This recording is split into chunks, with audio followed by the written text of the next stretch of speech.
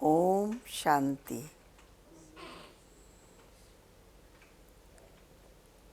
हम सभी ने एक कहावत सुनी है, ज्ञान बिना गति नहीं। जरा चारों ओर नज़र घुमाकर देखते हैं तो सारा संसार ज्ञान का भंडार दिखाई देता है। साइंस ने इतनी प्रगति की, इतनी रिसर्च की, अपरम अपार सुख के साधन जुटा दिए।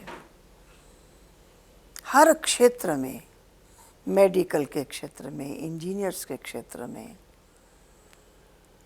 लिखने वालों ने इतने शास्त्र, इतने ग्रंथ लिख डाले, कवियों ने इतनी कविताएं लिख डाली।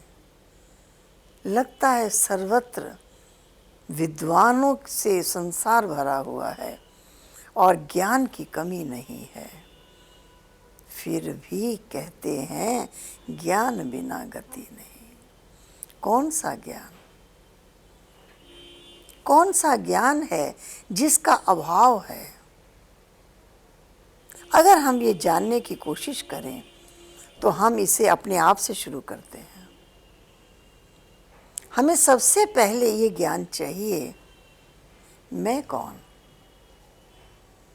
सुबह से रात तक हजारों बार हम मैं शब्द का प्रयोग करते हैं। मैं और मेरा। हम विचार करते हैं इस स्वरूप में मैं कहाँ है? ये मेरी आँख है, मेरा कान है, मेरा मुख है, मेरा हाथ है। मैं कहाँ हूँ?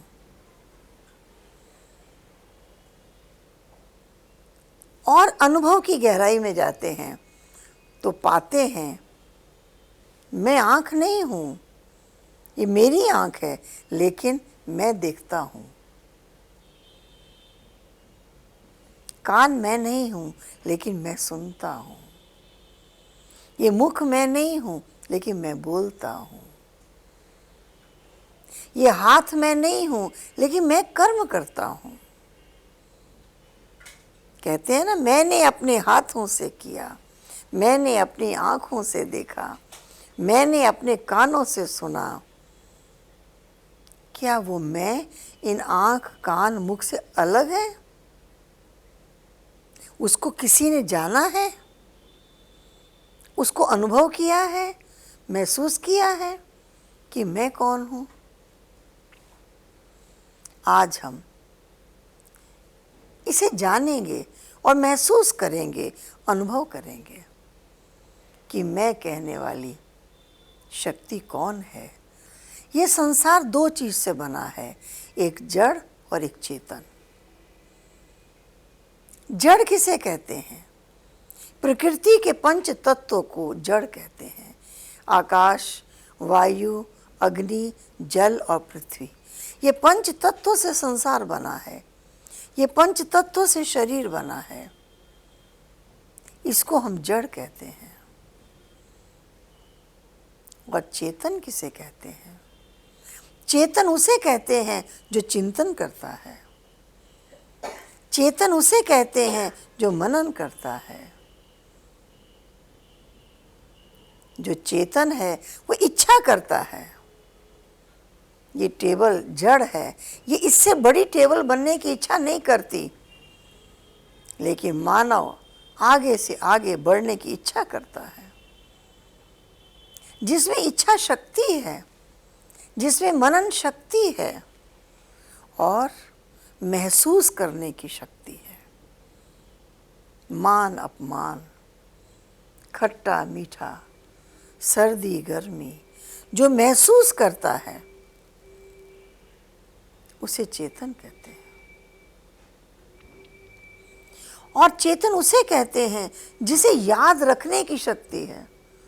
आज 40 बरस, 50 बरस पहले की बातें ऐसे याद रहती हैं जैसे आज कुछ हुआ है। स्मृति की शक्ति, याद रखने की शक्ति जिसमें है उसे चेतन कहते हैं। मैं ये पंच तत्वों का पुतला, ये शरीर जिसे माटी का पुतला कहते हैं, मैं नहीं हूँ, ये मेरा है। मैं चैतन्य हूँ, जिसे आत्मा कहते हैं। मैं आत्मा हूँ, मैं शरीर नहीं हूँ। हमें ये बात अच्छी तरह से समझ लेनी है। मैं और मेरा दो चीज़ें हैं, जैसे मोटर और ड्राइवर। शरीर एक मोटर के समान है, आत्मा एक ड्राइवर के समान है, जो शरीर रूपी रथ का संचालन करती है, इसको चलाती है। ये एक रथ है, मैं रथवान हूँ। गीता में भगवान ने कहा है, ये शरीर एक वस्त्र है, आत्मा ने इसे धारण किया है। एक चोला छोड़ती है, आत्मा दूसरा चोला ग्रहण करती है। ये शरीर तो एक चोला है, एक वस्त्र है। शरीर को क्षेत्र भी कहा गया है, आत्मा क्षेत्रज्ञ है, इसका मालिक है। इस शरीर रूपी क्षेत्र के द्वारा आत्मा जैसे कर्म रूपी बीज बोती है, उसका फल उसको भोगना पड़ता है। कहते हैं जैसा करोगे ऐसा भरोगे। तो हमें ये अच्छी तरह से जानकारी चाहिए, शरीर अलग है, आत्मा अलग है, ये जड़ है और नाशवान है। आत्मा सत्य है, आत्मा शाश्वत है, आत्मा सनातन है, आत्मा अमर है। अर्थात मैं आत्मा हूँ, मैं अमर हूँ, मैं अविनाशी हूँ, मैं सत्य हूँ। हमें ये महसूस करना है कि मैं आत्मा हूँ, शरीर नहीं हूँ। हम सारा दिन जब मैं शब्द का प्रयोग करते हैं तो हमें आत्मा की अनुभूति नहीं होती, आत्मा का ज्ञान नहीं होता, आत्मा की पहचान नहीं होती। तो हमें ये बात अच्छी तरह से समझ लेनी है। केवल इतना ही जान लेना कि मैं आत्मा हूँ, शरीर नहीं, इतना जान लेना काफ़ी नहीं है। आत्मा के बारे में हमें बहुत सा ज्ञान चाहिए। जैसे शरीर पंच तत्व का बना है, ऐसे आत्मा की शक्तियां कौन सी हैं? आत्मा की सर्वोच्च शक्ति मन है। आज सारा संसार कहता है मन की शांति चाहिए, मन को वश करने का कोई मंत्र चाहिए। हम मन को वश करना चाहते हैं, मन को प्रभु में लगाना चाहते हैं, मन को एकाग्र करना चाहते हैं। मन एकाग्र नहीं होता। सारा संसार आज मन की शिकायत कर रहा है। मन प्राकृतिक नहीं है, मन आत्मा की एक सर्वोच्च शक्ति है। मन अर्थात संकल्प शक्ति, मन अर्थात विचार शक्ति। सोच कर देखते हैं, संसार में जितनी रिसर्च हुई है, जितना ज्ञान अर्जित किया गया है, जितनी खोज की गई है, वो करने वाला कौन है? मानव का मन।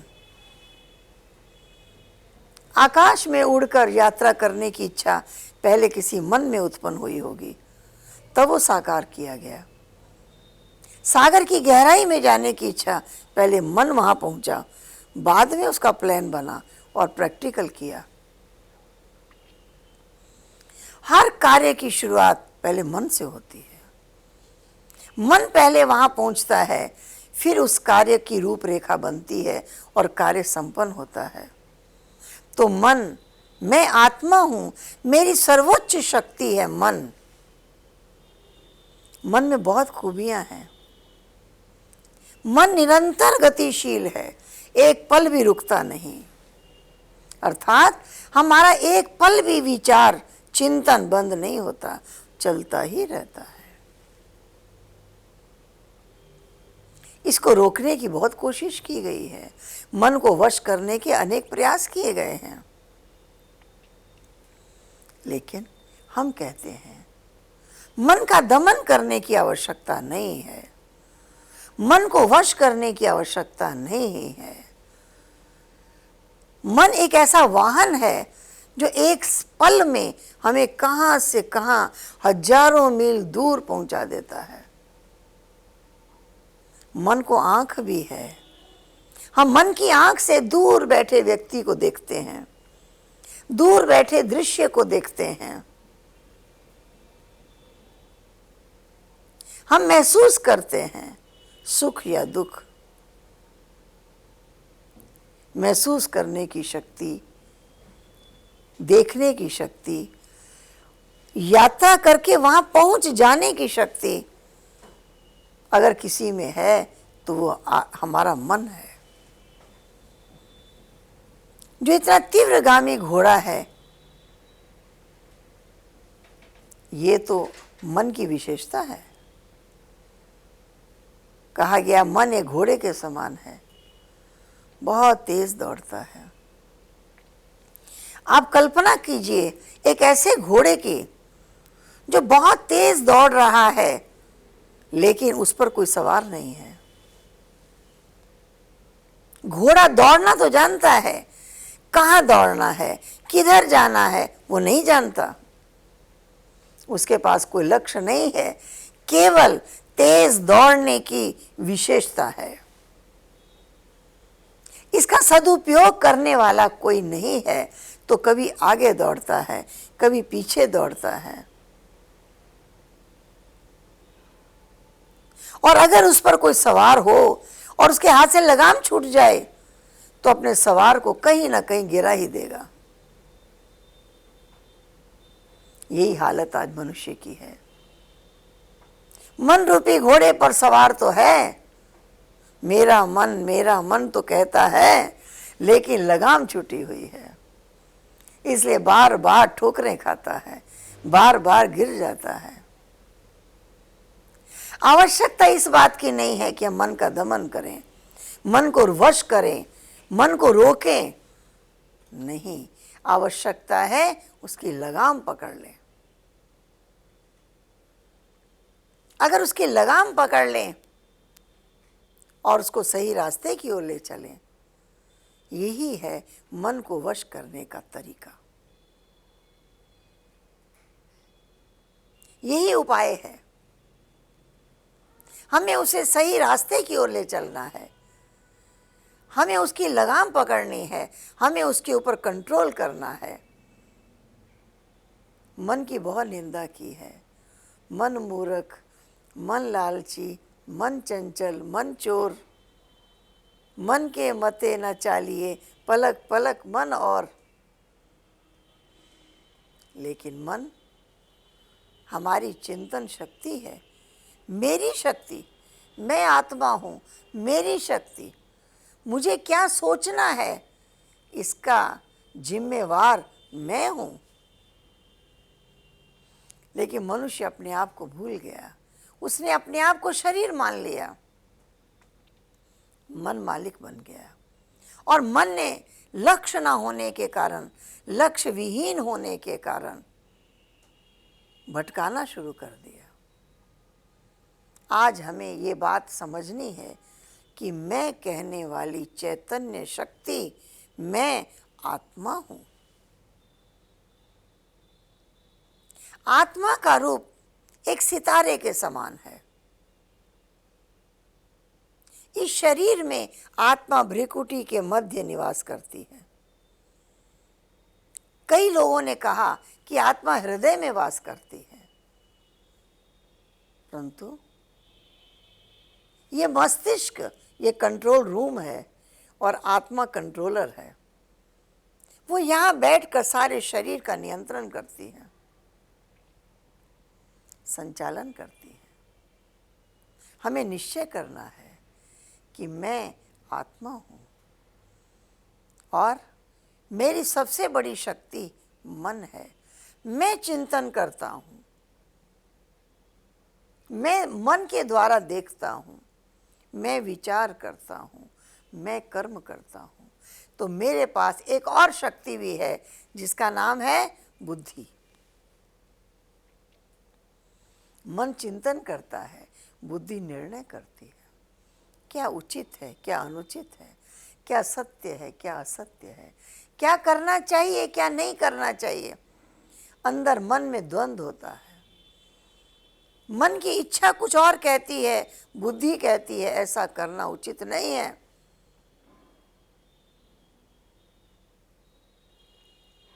तो हमें अपनी बुद्धि के द्वारा मन पर नियंत्रण करना है। हम अपनी बुद्धि के द्वारा चिंतन करते हैं। जब मैं कहते हैं तो मैं आत्मा हूं, मेरा रूप। हम मन की आंख से एक सितारा देखते हैं, चमकता हुआ सितारा, अपनी भ्रिकुटी में भी देखते हैं, और अपने सामने जो भी व्यक्ति हो उसकी भ्रिकुटी में आत्मा देखते हैं। ये आत्मा है। और हम सब आत्माएं एक परम पिता परमात्मा की संतान हैं। मुझे मन का मालिक बनना है। वास्तव में मैं मालिक ही हूं। मन मालिक नहीं है, मेरा मन है। मेरी इच्छा अनुसार चले। मेरी इच्छा अनुसार चलाने की शक्ति बुद्धि की है, विवेक की है। और मन और बुद्धि, मन संकल्प करता है, बुद्धि निर्णय करती है, फिर हम कर्म करते हैं। कर्म से संस्कार बन जाता है। संस्कार उसे कहते हैं जो हमारे पूर्व जन्म के स्वभाव संस्कार का एक रिकॉर्ड आत्मा के अंदर भरा हुआ है। जैसे संस्कार वैसे विचार उत्पन्न होते हैं। विचार में मन भी आता है, बुद्धि भी आती है। जैसे विचार, जैसे संस्कार वैसे विचार, और जैसे विचार वैसे कर्म, और जैसा कर्म वैसा संस्कार। एक अनादि सर्किल है। संस्कार, विचार, कर्म, फिर संस्कार। कर्म से संस्कार बन जाता है। श्रेष्ठ कर्म करने से श्रेष्ठ संस्कार बनता है। भ्रष्ट कर्म करने से भ्रष्ट संस्कार बनता है। और जैसे संस्कार वैसे विचार उत्पन्न होते हैं। तो हमें ये बात याद रखनी है कि मैं आत्मा हूं, मेरा मन है, मेरी बुद्धि है, मेरे संस्कार हैं। अब हमें ये जानना है कि मैं आत्मा जब इस सृष्टि पर आई थी, मेरे ओरिजिनल नेचर कैसी थी, मेरे ओरिजिनल संस्कार कैसे थे, हमारा ओरिजिनल रूप कैसा था। कई कहते हैं आत्मा तो निर्लेप है, उस पर कोई लेप शेप नहीं लगता। लेकिन हम देखते हैं किसी को महात्मा कहते हैं, किसी को पुण्यात्मा कहते हैं, किसी को धर्मात्मा कहते हैं, और किसी को दुष्ट आत्मा भी कहते हैं, दुरात्मा भी कहते हैं। ये नाम शरीर पर नहीं आते। पाप शरीर या पुण्य शरीर कोई नहीं कहता, आत्मा पर ही नाम पड़ते हैं। इसलिए हमें ये बात समझनी है कि आत्मा ही कर्म करती है और आत्मा ही फल भोगती है। सुख या दुख रूपी फल आत्मा ही भोगती है। आत्मा ही कर्म करती है, आत्मा ही फल भोगती है। आत्मा सतोगुण रजोगुण तमोगुण के प्रभाव में आती है। उसके संस्कार बनते और बदलते हैं। ये बात हमें अच्छी तरह से समझ लेनी है। अब हमें ये जानना है हमारी ओरिजिनल नेचर क्या है। आत्मा जब आई संसार में, उसका ओरिजिनल नेचर कौन सी है।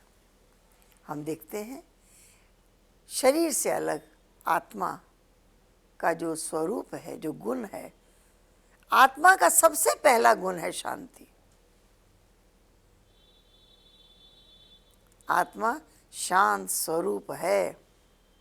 शांति आत्मा का धर्म है, शांति आत्मा की शक्ति है। अगर हमें शांति पाना है तो जंगलों में, गुफाओं में, कंदराओं में बैठने से शांति नहीं मिलेगी। वहां वातावरण शांत है क्योंकि कोई है ही नहीं, वातावरण की शांति है। लेकिन हमें तो चाहिए मन की शांति। मन की शांति का अर्थ ही है हमारे विचार श्रेष्ठ हों, शांति देने वाले हों, शक्ति देने वाले हों। उन विचारों को, उस स्थिति को मन की शांति कहा जाता है।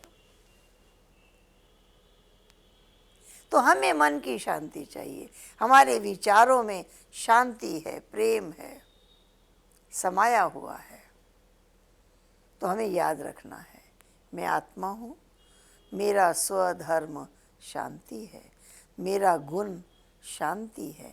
जैसे पानी का गुण ठंडा है, उसका धर्म है, शीतलता उसका धर्म है। पानी को ठंडा किया नहीं जाता है, पानी ठंडा ही होता है। अग्नि के संपर्क में ले जाते हैं तो गर्म हो जाता है, और जब उससे उसको अलग कर देते हैं तो अपने आप ठंडा हो जाता है, क्योंकि उसकी नेचर शीतलता है। इसी प्रकार से जब हम अपने को आत्मा निश्चय करते हैं कि मैं आत्मा हूँ, एक सितारे की तरह चमकता हुआ मेरा स्वरूप है, हम महसूस करते हैं मन की शांति। हमारे विचार शांत हो जाते हैं, क्योंकि आत्मा यहाँ आई है पाठ बजाने के लिए। इस रंगमंच पर, इस कर्म क्षेत्र पर आत्मा पाठ बजाने के लिए आई है। और यहाँ पाठ बजाते बजाते अपने आप को भूल गई, अपने गुण को भूल गई, अपने धर्म को भूल गई। शांति आत्मा के गले का हार है, शांति आत्मा का धर्म है, शांति आत्मा का संस्कार है, शांति आत्मा की शक्ति है। लेकिन मनुष्य अशांत है, कारण वो अपने आप को शरीर मान बैठा है। शरीर की बाल युवा वृद्ध अवस्था होती है, आत्मा की बाल युवा वृद्ध अवस्था नहीं होती है। आत्मा एक देह छोड़ती है और दूसरे शरीर में प्रवेश करती है, फिर उसके अंदर वही बचपना, वही भोलापन। अगर उसके पिछले जन्म की बातें याद रहती तो वो बचपना उसके अंदर आ नहीं सकता।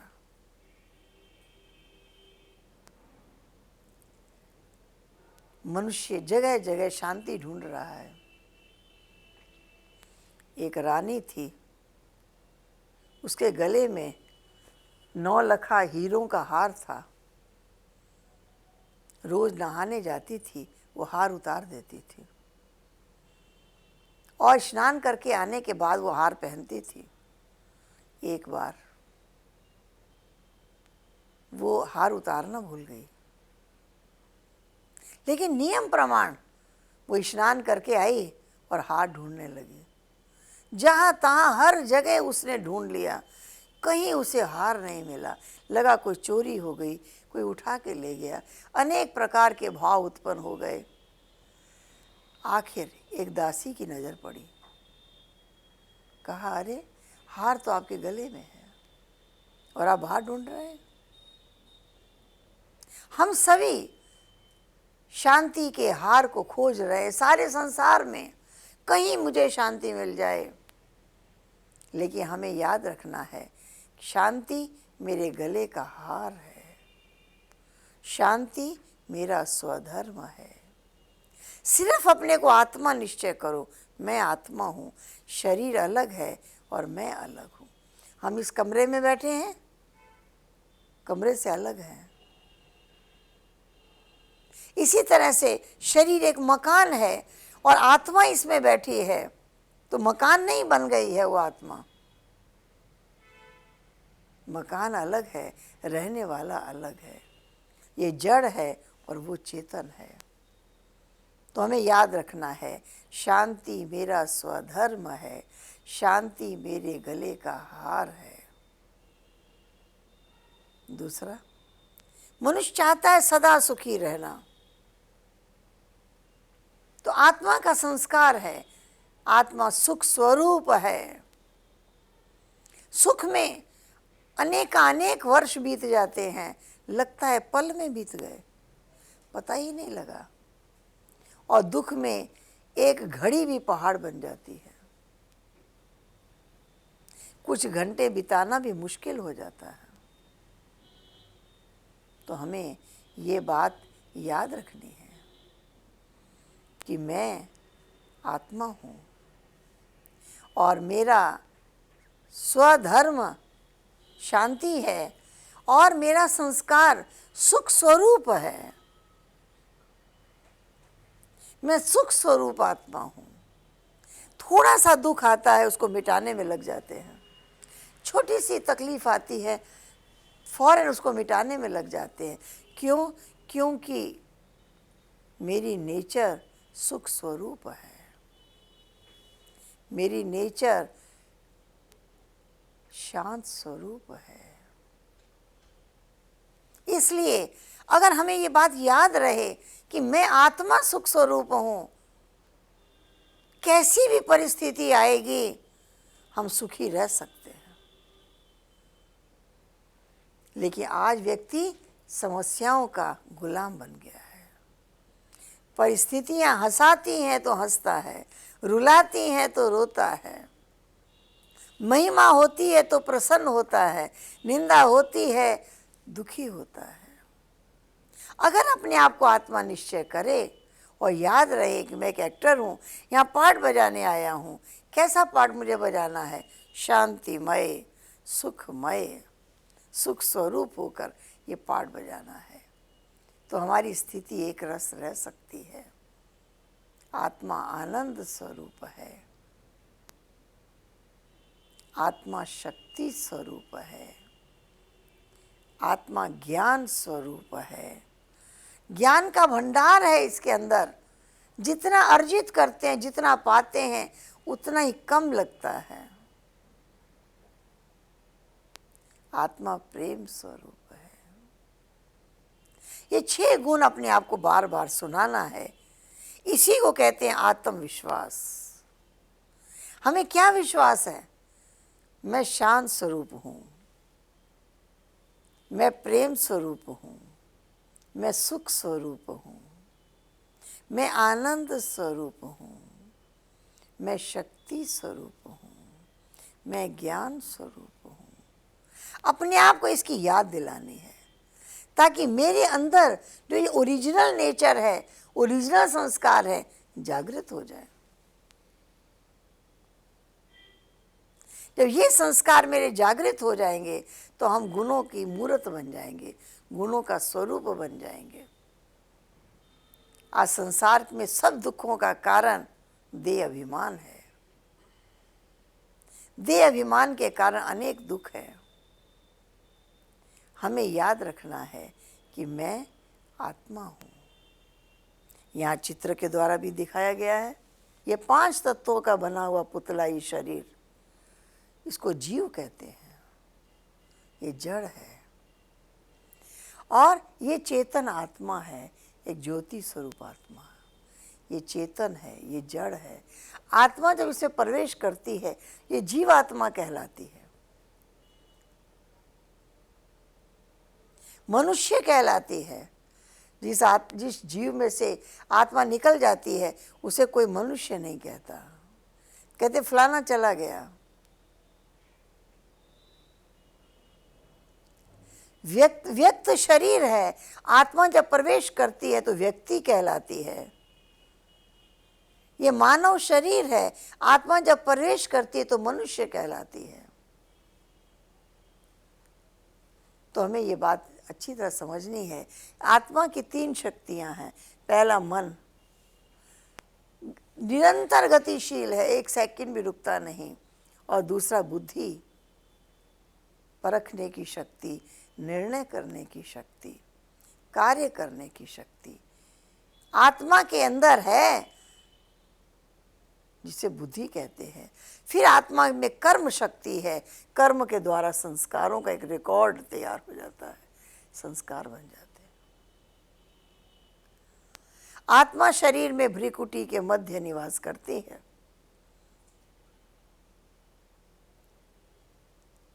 हम जब भी किसी से बात करें, हमारी दृष्टि उनकी भ्रिकुटी में जानी चाहिए और ये याद आना चाहिए, भी एक आत्मा है और हम सब एक परमात्मा की संतान है। यहाँ दिखाया है शरीर भी एक मोटर के समान है और आत्मा इसका ड्राइवर है। अब हम आपको ये कहेंगे कि हमारा मन जो निरंतर चिंतन करता है, जिस विचारों के आवश्यकता नहीं है, उसकी आदत पड़ गई है सोचने की, घंटों सोचता ही रहता है। हमें चिंतन करना है, हमें मन की दिशा बदलनी है, उसको देह अभिमान से आत्मा की अनुभूति कराने की ओर ले चलना है। हमें याद रखना है कि मैं आत्मा हूँ, अपने को बार बार याद दिलाना, मैं शरीर नहीं हूँ। अपने आप से बात करनी है, मैं चैतन्य हूँ, अमर हूँ, अविनाशी हूँ, सत्य हूँ, नित्य हूँ, मैं आत्मा हूँ, मैं ज्योति स्वरूप हूँ। ये एक चिंतन है, लेकिन ये आत्मा के बारे में चिंतन है।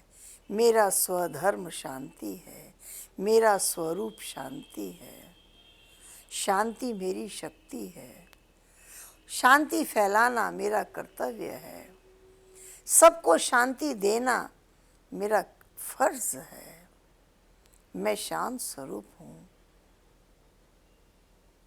ऐसी ऐसी मधुर वार्तालाप अपने आप से करें, यही आत्म अनुभूति का विधि है।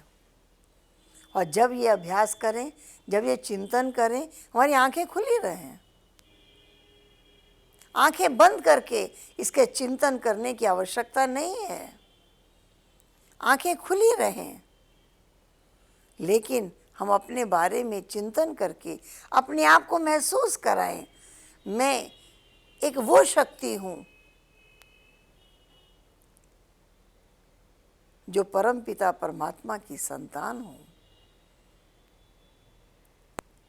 मैं आत्मा हूँ, मेरा रक्षक, मेरा परमपिता स्वयं परमात्मा है।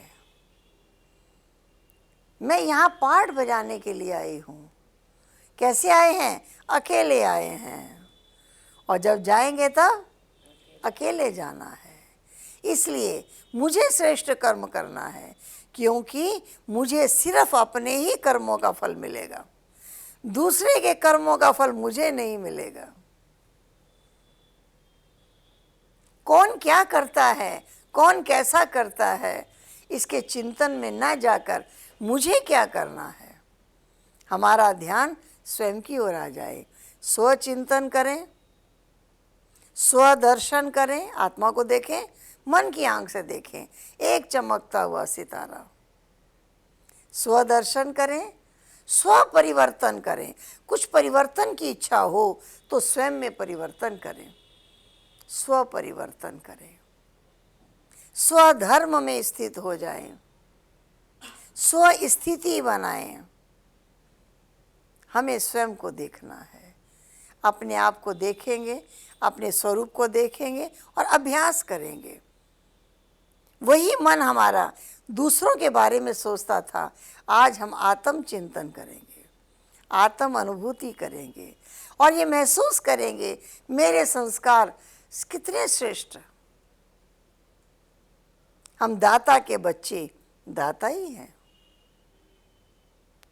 अगर ये हमारी अनुभूति होगी तो हम आत्म अनुभूति के द्वारा सदा खुशी, सदा शांति, सदा सुख की अनुभूति कर सकेंगे।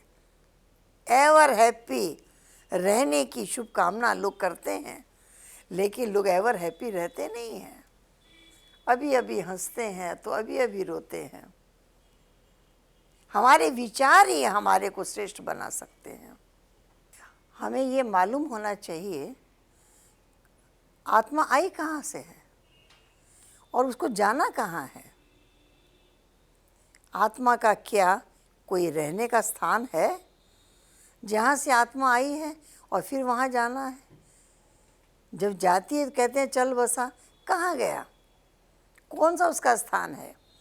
तो यहाँ दिखाया है इस चित्र में, ये 3 लोक का चित्र दिखाया है। परमात्मा को त्रिलोकी नाथ कहा गया है। ये नीले रंग के अंदर, ये आकाश के अंदर, ये मनुष्य लोक है। ये पंच तत्वों की सृष्टि है। ये सूर्य चांद सितारों से यहाँ रोशनी होती है। आत्मा यहाँ आई है, ये पंच तत्वों का शरीर को यहाँ धारण किया है और यहाँ कर्म कर रही है। और जब जाएंगे तब इस शरीर को, यहाँ की वस्तु को यहाँ छोड़कर आत्मा वापस जाती है। कहाँ जाती है? तो ये है स्थूल संसार, मनुष्य लोक। इसके पार है सूक्ष्म लोक, जहाँ सूक्ष्म शरीर के देवताएं निवास करते हैं। ब्रह्मा, विष्णु, शंकर, अनेक देवी देवताओं का साक्षात्कार होता है। तो ये सूक्ष्म लोक है। इसके पार देख रहे हैं अखंड ज्योति ब्रह्म तत्व। ये आकाश के अंदर सूर्य चांद से रोशनी होती है, लेकिन अखंड ज्योति ब्रह्म तत्व स्वतः प्रकाशित है। यहाँ लाल सुनहरी प्रकाश ही प्रकाश है।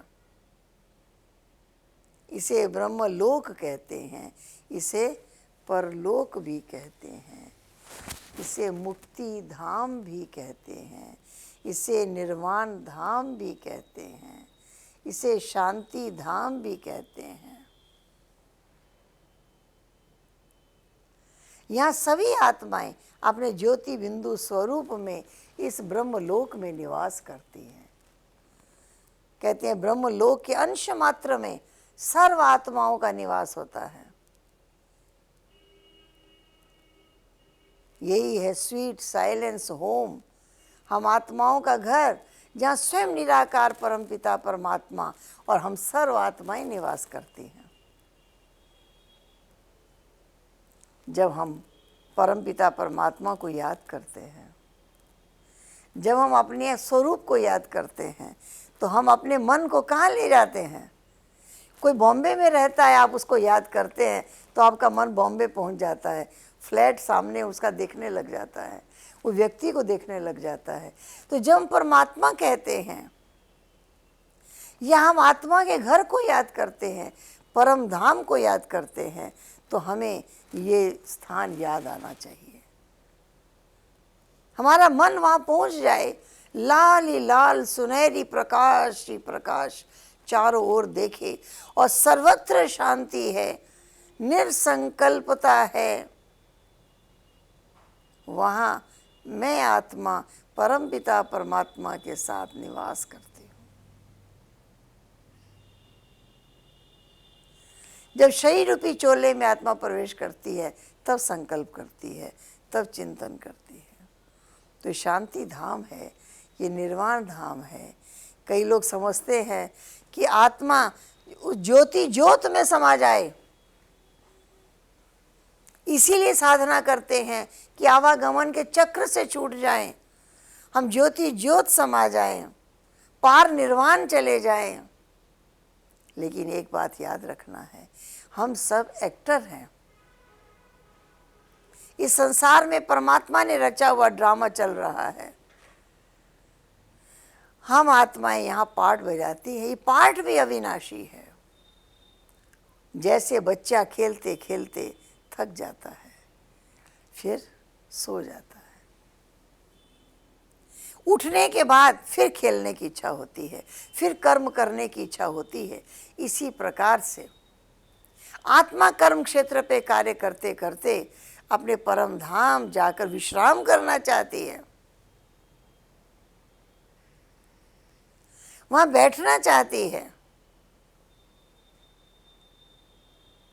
और कुछ समय के बाद फिर उसके मन में कर्म करने की इच्छा होती है, तो वो आत्मा फिर शरीर रूपी चोला इस धरती पे आके ग्रहण करती है और फिर कर्म करती है।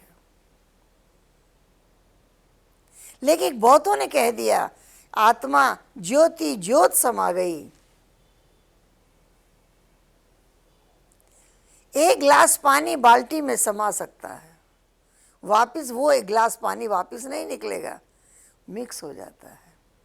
लेकिन जब आत्मा भी चैतन्य है, परमात्मा भी चैतन्य है, तो समाने की बात नहीं है। कहने में आता है बेटा दौड़ता हुआ आया और मां की गोद में समा गया। तो वहां समाने का मतलब बैठना है।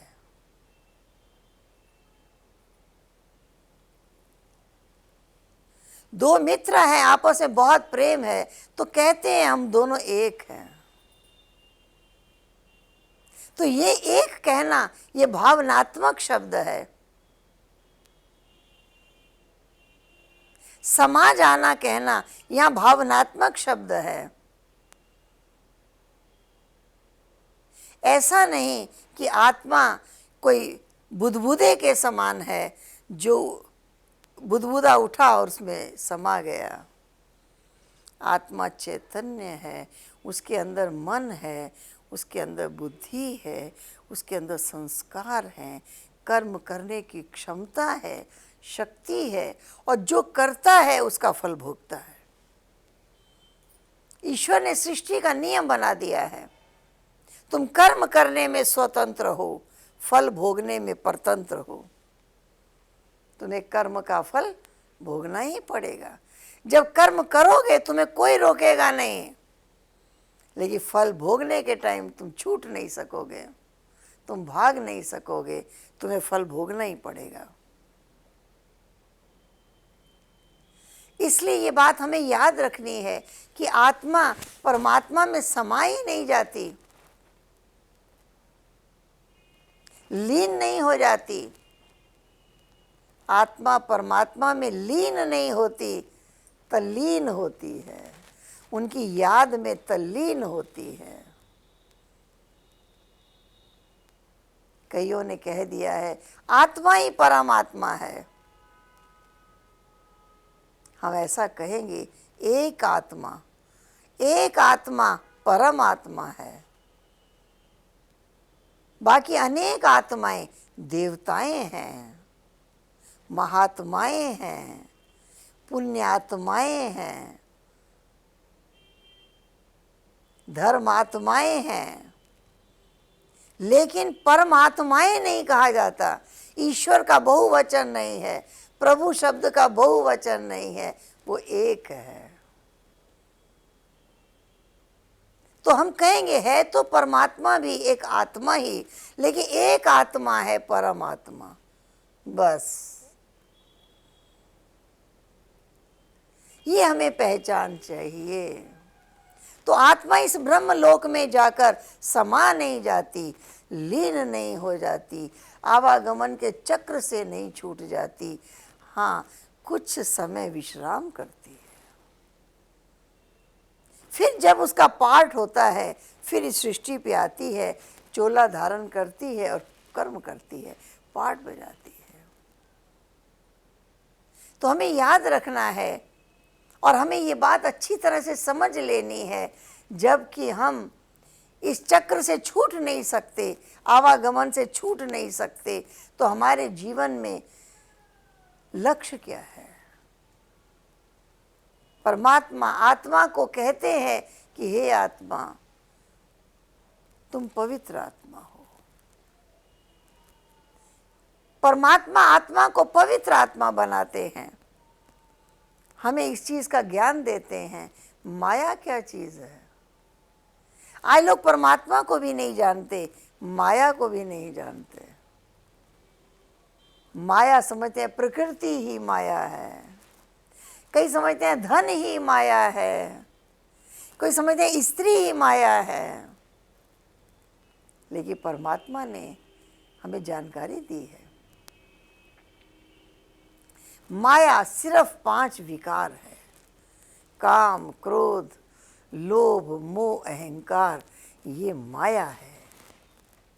अब ये धन के साथ मिल जाए तो उसे मायावी बना दे, व्यक्ति के साथ मिल जाए उसको मायावी बना दे, स्त्री के साथ मिल जाए तो उसको मायावी बना दे, जिसमें ये प्रवेश कर जाए उसे मायावी बना देगा। लेकिन हमें छुटकारा पाना है केवल इन विकृतियों से, इन विकारों से। आत्मा का ओरिजिनल रूप परम पवित्र था, अपने आप को शरीर मानने से इन विकारों की उत्पत्ति हुई,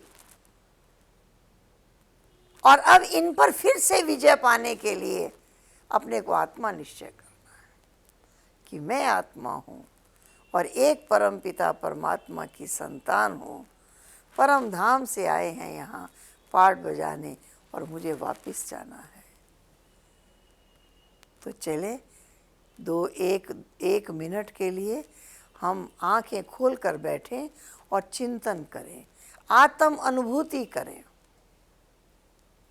जो शब्द हम बोले आप अपने मन में उसको रिपीट करें, दोहराएं और महसूस करें। मन की आंख से देखें